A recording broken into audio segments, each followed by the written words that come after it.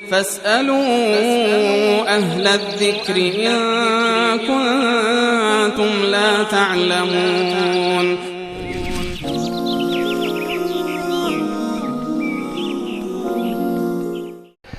برادر یا خواهرمون شین از بندر خمیر پرسیدن که وقتی دستشویی میرم اگر مگس رو لباسم بشیند آیا نماز دارم یا نه؟ منظورشم وضو دارم یا نه، یا باید برم حمام دوباره بشورم؟ نه، هیچ اشکالی نداره در مواردی که یک حشره‌ای که ولو بالفرض این که آلوده به نجاست باشه، بالفرض این که آلوده به نجاست باشد، اگر بر بدن انسان یا لباس انسان بنشیند این بدن لباس را نجس نمی کند، وضویش یا اون طهارت و پاکی لباسش کماکان به صورت درسته، هیچ اشکالی نداره و این وسواس بیش از حد هست که شونم ذکر کردن که کمی وسواس دارم.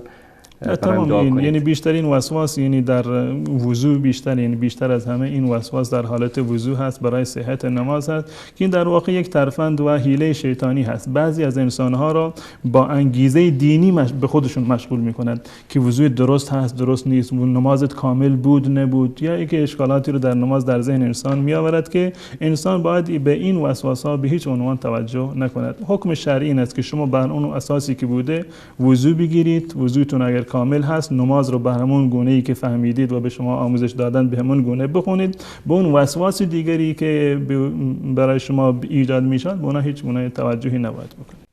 فاسألوا أهل الذكر إن كنتم لا تعلمون.